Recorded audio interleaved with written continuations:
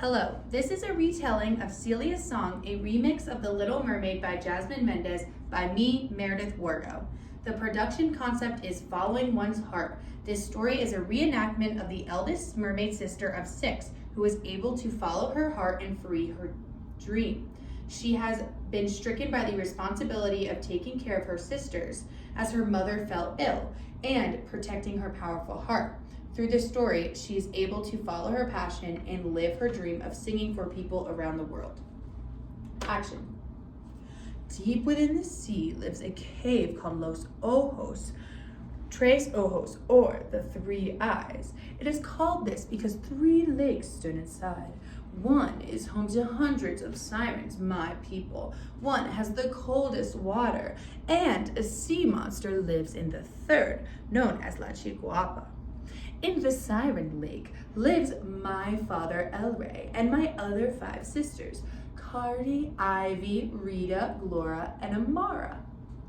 Each of my sisters have different textured, beautiful, gorgeous hair, but I, Celia, have the rarest trait of them all, a heart of gold.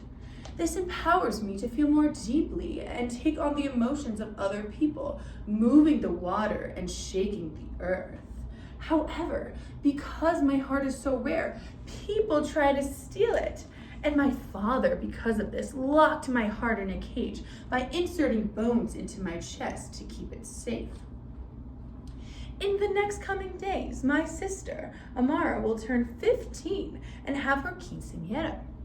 When sirens turn 15, we are permitted to go above the sea and experience what it is like to live on land for 12 hours. However, if we do not return by the 12th hour, our legs turn to sea foam and we will be stuck between the land and the sea.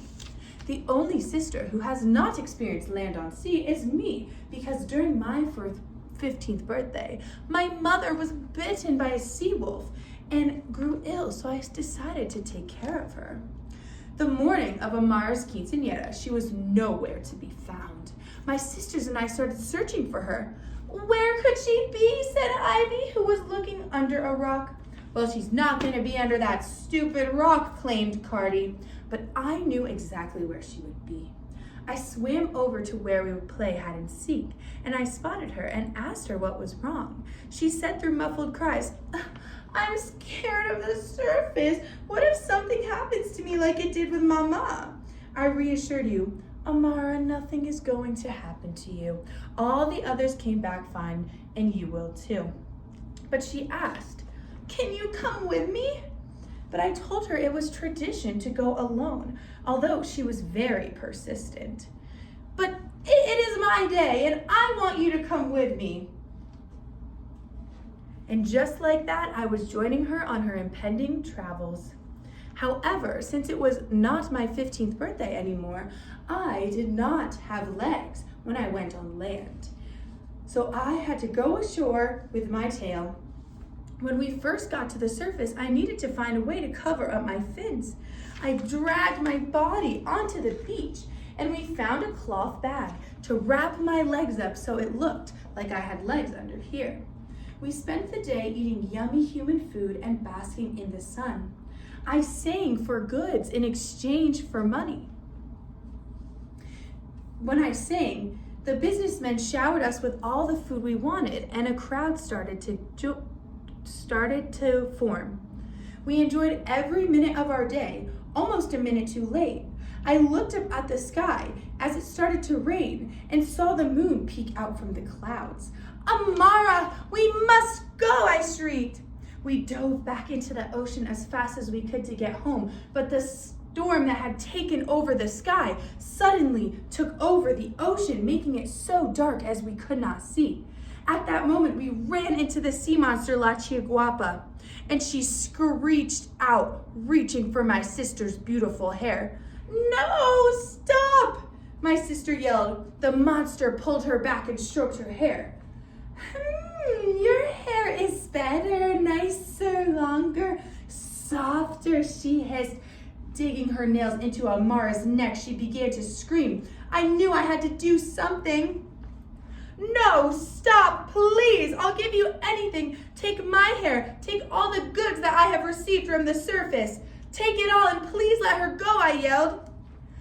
2 course for me, she responded. My heart was beating so fast, and she heard. She swam up and over and pressed her ear against my chest. You, my dear, have a heart of gold. Give me your heart and I'll let your sister go. I knew what I had to do. I sang so high and so loud to break my heart out of its cage until it eventually shattered. There my heart was, out in the open ocean, and my sister swam over to me and hugged me as tight as she could.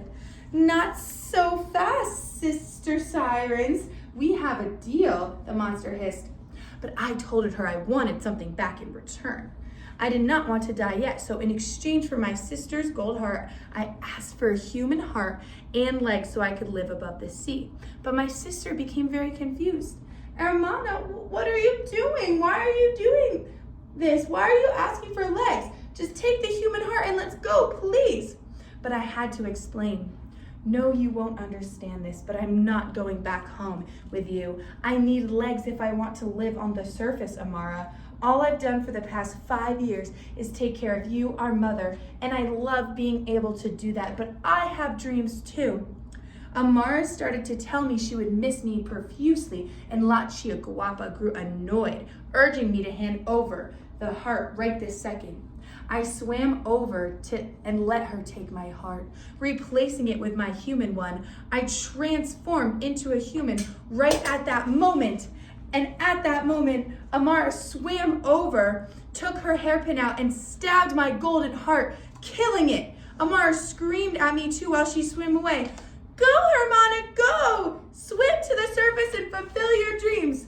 You wretched sirens, I will destroy you, said La Chihuahua as she lunged at my sister, cutting off her locks with one fell swoop, but not close enough so that Amara could get away. We both had escaped. Amara made it back home to inform my family of what had happened, and I made it to the surface, traveling, singing, and dancing for many humans around the world. And whenever I was close to the ocean, I would sing along the seashore for my sisters to hear.